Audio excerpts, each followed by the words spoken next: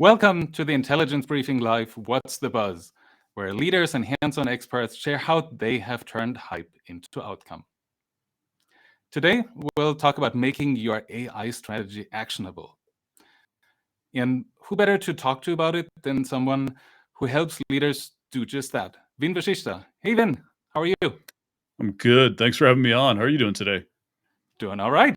It's Wednesday, hump day, so everything's fine. It's true. So hey, why don't you tell us a little bit about yourself, who you are and what you do? Sure.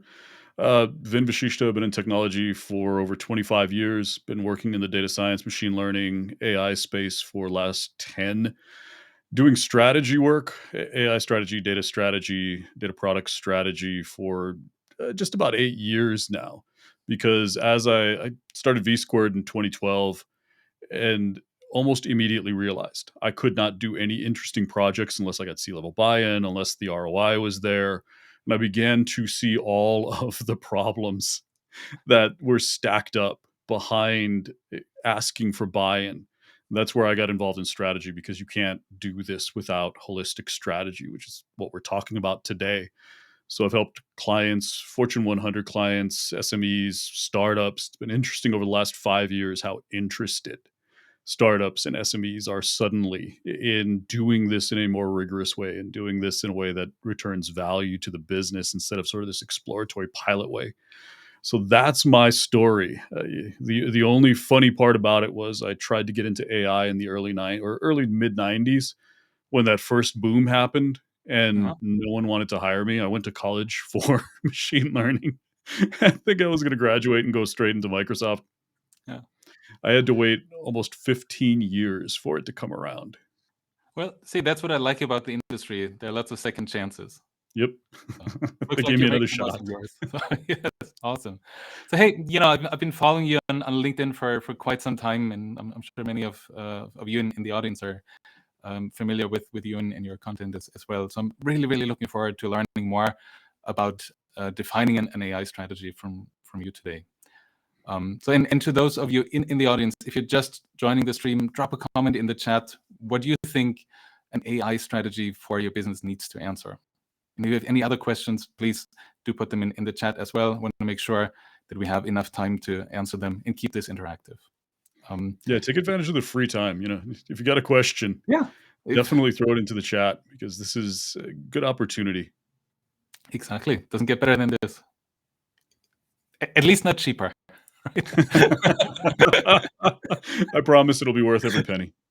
So, so one other thing I want to share with you for the next 5 weeks, I'll be changing things up a bit on What's the Buzz. So I'll give this one here a rest. Like I said, that way we can jump straight to our conversation and have a lot more time for your questions. So like I said, don't be shy. Put them in the chat. We're excited to see what your questions are. Just real quick, before we do get started, next Thursday, we'll have 𝗍𝗏 from the Return on AI Institute join What's the Buzz, and he'll share his learnings from working with leaders on creating AI literacy in businesses and for business leaders. And on November 15th, AI ethics leader Reid Blackman will join and share his expertise, how he can put AI ethics into practice. So I'll post the links to it in the chat in a little bit. All right, so enough of that.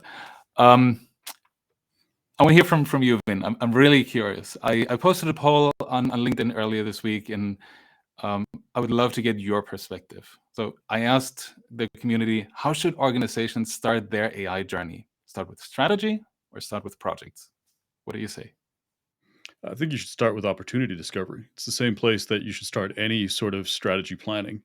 And instead of saying the technology enables these opportunities, so we should do them, I take a more traditional strategic approach, which is, here are the opportunities that are presented to the business. Here are the opportunities the business is best suited to go after, just from a basic core strategy standpoint, not even thinking about the technology at this point.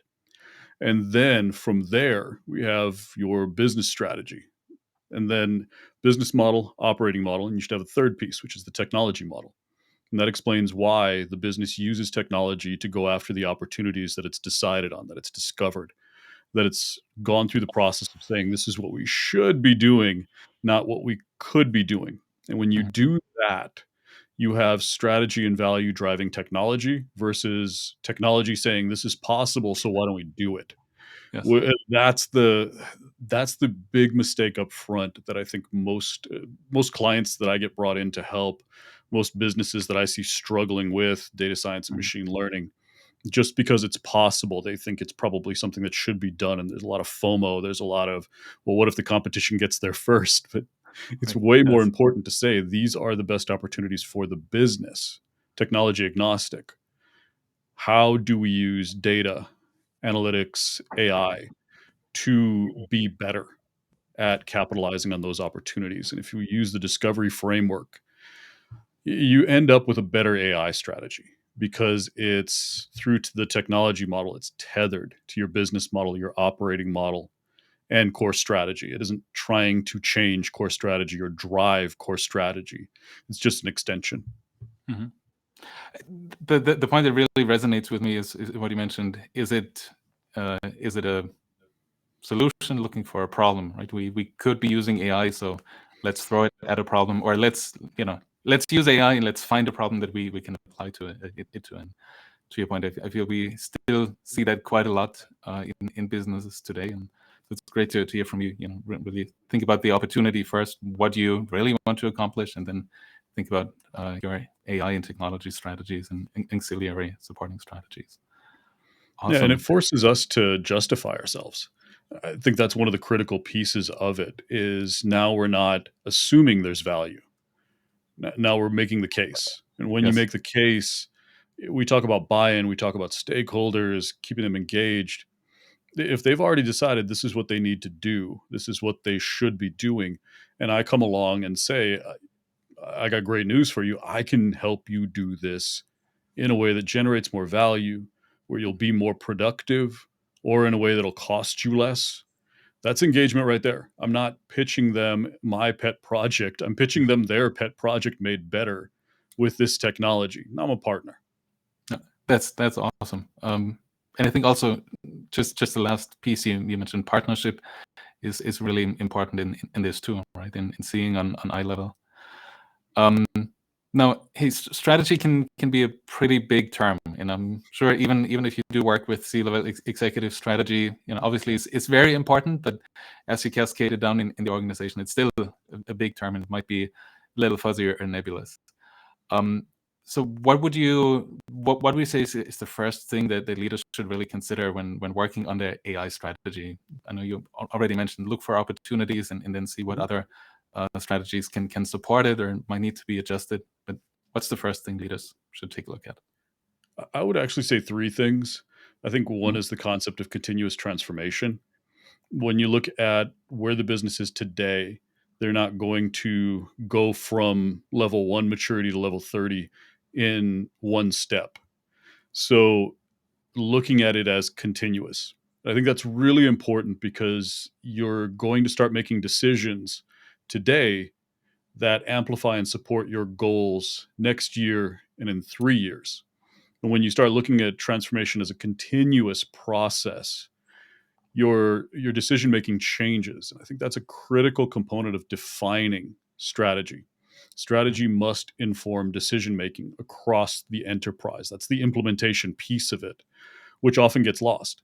We have this great strategy, this great thesis of value creation and justification for why we're using AI, data analytics. That's awesome. But do people downstream have the capability to make better decisions now than they could before with the presence of this strategy?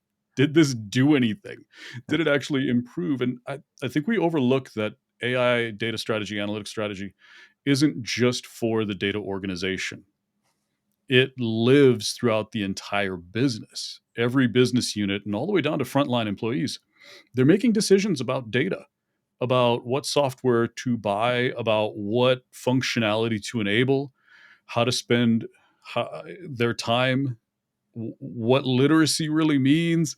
These are all decisions that are happening anywhere from mid-level management to the front line. And if strategy doesn't inform decision making, it's useless. it also has to create this alignment. If I'm in two different business units, say supply chain and marketing, if I'm making a decision about buying a piece of technology and that decision is something that could impact marketing, then my strategy needs to be able to inform me that, hey, I need to talk to other business units because there could be some impacts. They Right. might already have something. This happens so frequently where there's a tool that can just be repurposed, Yes. where all you have to do is buy a couple of seats and you're done. There's no adoption. There's also the concept of, oh, well, could we be centralizing? Oh, so now instead of having 5 places where data exists, we can keep it to one place. Oh, that'll help the data team too. It'll make it less expensive. And Right. so these decisions are what I think is critical for strategy to inform. That's fantastic insight. Yeah. Especially, I think in larger organizations, like you mentioned, there's a focus on what's right in front of your nose or what's in your area of influence, where there could be so many opportunities across the different business units. Fantastic. So hey, why don't we take a quick look at the chat? I see there's a question from Mike Nash. Quick shout out to the UK. Hey, Mike, thanks for joining us.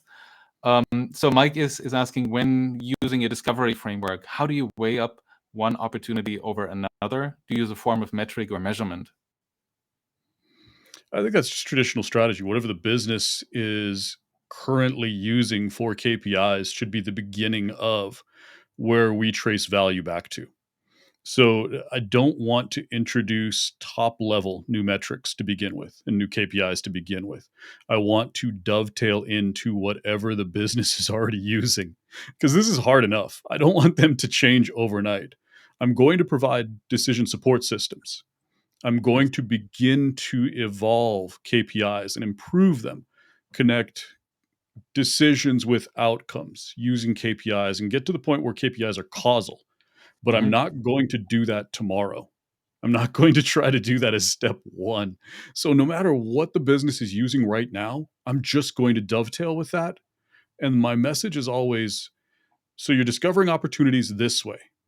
Is this how we should be discovering opportunities? Well, maybe it is. Maybe you're right. And I'm going to help you prove it. Now we're going to have data to support these KPIs that you're already using. And part of the discovery framework and discovering opportunities is discovering opportunities to improve the numbers, the data points that we use to measure success and what we're watching that helps us make better decisions. And so opportunity discovery isn't just products, how we're going to use data to generate revenue. It's also how are we going to use data to optimize your business model and your operating model. And so that becomes part of the discovery framework. Fantastic. Thanks for sharing that. I'm looking at the chat again. It seems that also covers Cynthia's question, who asked to have a standard way of identifying the value of a new initiative. So not just increased revenue or hard savings, but cost avoidance, increased productivity, and so on. So maybe if you can expand a little bit on that, or if you have an example, I think that'd be great. Opportunity scoping is number one, it's critical. Number two, it's badly done. Product management is used to traditional software products. Data products are a completely new type of asset. And so we have to measure the value of a data set differently. We have to measure the value of research artifacts differently because they can be reused multiple times. And so when you create software, you create it for an internal use case and it doesn't generalize. You have to make significant modifications to it in order for it to be used again. But a data set can be used to train 5 models, 100 models. The value of that data set, when you try to capture that, what is the ROI of capturing this particular data set? You have what's right in front of you, but then you have everything else that it opens up later. So this concept of assessing the complete and total picture of ROI, very, very difficult. So what I come into this doing is I'm trying to figure out what are the most valuable processes that we have right now. When you look at the value stream connected to the workflow, what are the most valuable processes? Those are going to create the most valuable data sets. And so that's where I want to begin. Are we capturing data about that? And so KPIs that I'll capture are things like what percentage of our workflow is producing data. And I want to start with the highest value generating areas of the workflow. And that's not just internally, but that's also customer products. How Right. much of their workflow is being captured? How much data do we have? And those are kind of the beginnings. If you have nothing, if you're kind of starting at zero and you don't have any metrics to capture value, that's where I begin. And then you can extend forward from there. Building on that, when you say you look at processes, is there a bias to look more at the say, the process that impact your top line, so from lead to cash, if you will, or is it more the tail end of this part? Finance, how can I optimize my business? Where do you typically see opportunities, or where do you see a bigger impact if you get your strategy right? Products. I want the team to generate revenue as fast as possible. Mhm. At the very earliest stage, and yes, process mining, process discovery, process mapping, process mining, those are the earliest. And I go from transparent to opaque. Mhm. We want transparent. Most of what the business does right now is opaque. And so we need to start gathering data about that. And so I think, when you ask, where do we begin? Where is that? If you're at zero, where's the bias for your first few initiatives? Yes. And I like to sit down and find people's biggest pain, Mhm. because it's not so much ROI that gains trust and that gets those coalitions built and gets you advocates for next initiative and next initiative. At the very early beginning, if I can take pain away from someone, I have a friend for life. That person will Yes. they will go to bat for me. And every time I need a recommendation, some sort of social proof, I can go to them and say, "Hey, can I get a quote from you? Can I Yep. can I send somebody over to talk to you about what this did for you?" And so that's not the highest ROI, at that level. But when you look at it from a long-term perspective, the allies Mhm. are sometimes almost more valuable, because I can justify more initiatives. I can get to those highest value use cases now, Mhm. because I have someone who's proven that I'm okay to touch this really, really important thing. It's okay. I'm not going to break it. I'm Yes. not going to Yep. mess with the golden goose. So, I'm not going to do anything bad. This will actually help. And I have proof now. And that's really the hesitation, is if I try to go straight for the highest value use case. Mhm. In some organizations, everyone says, yes, that's awesome. We've scoped a very high value use case. It's connected to either customer value or some sort of internal high value, high need for automation use case, high need for scaling. And those are good criteria. If scale is a problem, that's usually a good high value use case. But more times than not, I can't touch that, because no one trusts that this data person or this new data team can Yep. touch this product, because, oh, what if you? Right. And Mhm, I remember seeing that as well in my roles or early projects. Right. It's building that mhm. cloud, that reputation, in to your point, that social proof. Yep, Just goes to show that technology is just this tiny little piece in this, it's the culture. whole thing. Yeah, So it really is. And I think what's kind of unique with where businesses are right now, and probably will be for the next 3 years, is it's interesting. The need requires people who are technical strategists that understand data science and machine learning at a practitioner level, but also understand strategy at a practitioner and a planning level. And when you don't have one person or a group that you have people in that group who are both, that have that hybrid capability set, right. it doesn't work. I, I can't explain how valuable technical strategists are right now in these early to mid phases of data and AI maturity. Fantastic. Um, so if you're one of those people or have one of those skill sets, you're in It's high a good demand. time, And if you don't have it yet, start learning. and Right? that it can be trained. There are people who are in the data science field right now who are looking for a next step. Some of them are looking to product management, and that's a great gateway into strategy. Some of them are looking at going straight into the strategist role. These are career paths, and data scientists don't have career paths. They just keep putting stuff in front of your data scientist title, and eventually the data scientist leaves because there's no opportunity for growth. And if you open up roles like product management, if you open up roles like strategist, your technical strategist, your AI strategist, and data strategist, if you open those career paths to them, that's huge when it comes to retention. You don't lose your best people.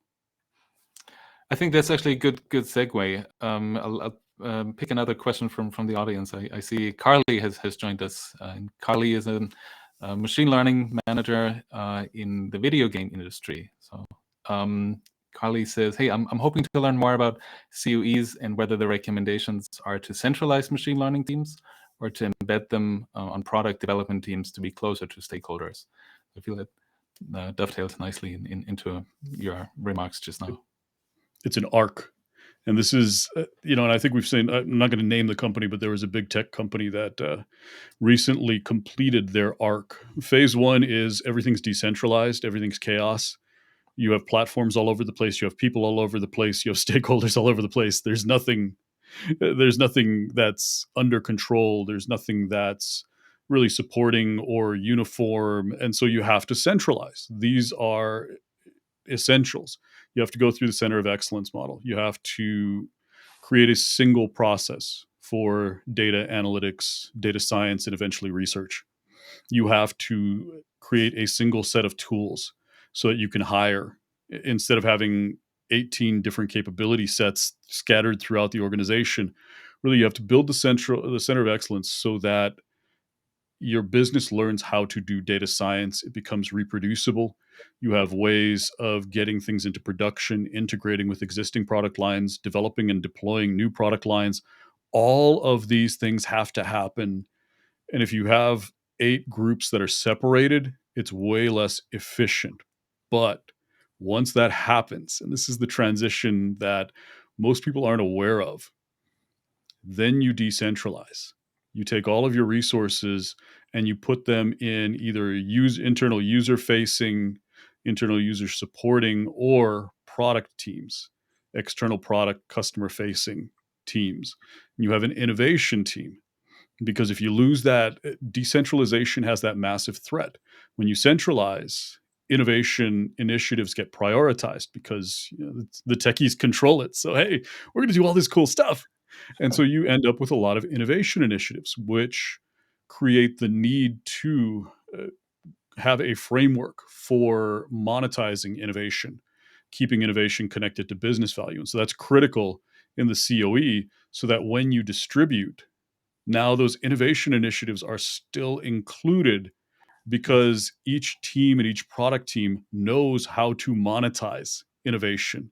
And so that gets continued. That's an awesome answer. I think that ties it nicely together, and also the evolution. I've been seeing a lot more questions about that lately too. When is a good time to evolve your COE or to transition it into the business if you get to that point? So thanks for answering.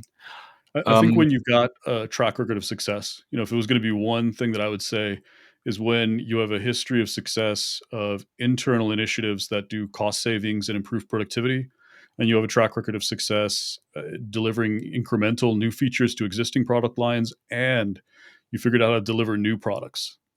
When you've got those running, the processes are documented, repeatable, then you can start saying, okay, now what can we start decentralizing? Good point around the decentralization and making sure that it also stays connected, right, to maybe to a nucleus that remains, so you know what is going on in the different areas, so that you can support if needed. Now, I know early on in this episode you mentioned there are different kinds of strategies that are influenced or that you should look at. How many dimensions of strategy are there, and how do you make your AI strategy actionable, or how do you bring all of that together and get it to a point where the rubber meets the road? Well, I think actionable, again, it's back to it informs decision making. If you look at what decisions must be made across the organization, this is an extension of process mapping and your process discovery, value stream mapping. You're also mapping decision chains. And when you map decision chains, you begin to understand how your decision support, your internal platform, is going to be created. When you understand what decisions are being made about data science, machine learning, just data in general across the organization, you have a better understanding of what your strategy needs to cover. What are the business needs around data? What will they become in order to support those opportunities that you've decided the business should be pursuing? What will be the implications of those changes? And you can see how just massive this thing gets, how fast this gets to just mind blowing proportions. And so I think the biggest components, you have your business model, your operating model, and there is now this third construct, which is a technology model, because technology is an integral part of how the business creates value and how it delivers value to customers. And so it needs to be that third foundational column in core strategy. And then technology can branch out to cover continuous transformation. It can cover your cloud strategy, your AI strategy, your data strategy, your analytics strategy, your 5G strategy. It can cover your IoT strategy. It can cover your quantum machine learning strategy. Whatever comes, this Right. concept of the technology model connects it. And so that's where you begin to have this umbrella for all of the complexity. It is just as complicated as your operating model and just as complicated as your business model. And so it needs that new pillar. Mhm. Um, Looking at these different kinds of strategies and parts of the business that are impacted, who should be involved in developing a company's AI strategy? Is it just the data team, or just the AI team, or just the head of AI, head of AI COE? Who do you work with most? Who's involved in developing that strategy? Well, obviously, I should own it. You should bring me in and have Of me course. take over, and I'll help you. I'll take care of this. I think the best person to own the implementation is whoever's in charge, your C-level data leader, your organizational data leader. And even in a startup, I mean, down to where your one data scientist essentially is your CDO, that person, even at that seed stage, owns it. They own implementation. And so they are a strategic leader, but they also lead strategy. This is an important concept that data leaders and data organizational leaders don't bring into the process, is that you're going to own the implementation. But when it comes to planning and creating the AI strategy, that's going to happen in collaboration with everyone else because they have expert knowledge about what they need, what customers need. They are your connection to value. And so if the AI strategy doesn't have that tethering to value creation, if it doesn't support their decision making, you failed. If it Yep. lives in a silo and no one knows what it is, how are they Right. supposed to use it? You can almost put a KPI around this. What percentage of the business would be able to tell you what the AI strategy is? What percentage of the business can Yeah. answer the question, why do we use data? If Okay. that's a low percentage, you're in trouble. It's a bad strategy. It's not effective. Awesome. Um, Can you maybe summarize the top three takeaways for our audience today? I see we're getting close to the end of the show, but before we Sure. wrap up. Takeaway zero, hire me. Takeaway one would be that your AI strategy must be actionable. It must inform decision making throughout the firm. It must be pushed down even to the front line. And it must be value centric. It starts with the opportunities that the business has identified and moves forward from there. And that sort of ties into the second point, which is technology must never lead strategy. Strategy, business needs, and value must always dictate what technology should be used to create that value in the best way possible. And then, really, that the concept of your center of excellence, put everything together as quickly as you can. You're going to be taking resources away from other teams. You are going to be taking infrastructure and ownership of infrastructure and software away from other teams. That's hard. You have to have buy-in. That's why strategy is so critical, and connecting it to core business strategy, because that's the only way you're going to justify it. So that centralization, but whoever runs your COE, be ready. At some point, you will be out of a job because it's going to decentralize. And that's the goal. That's where we're going at a high level of maturity. But you don't get there tomorrow. Perfect. And it's great to go in with eyes wide open. So great to Yes. have you call it out specifically as well. So, hey, it's been a pleasure having you on. Thank you so much for joining us and for sharing your expertise. For those of you in the audience, for learning with us. Thank you for your time. I really appreciate it. Fantastic. So then we'll see you next time for another round of the Intelligence Briefing Live. What's the buzz? See ya.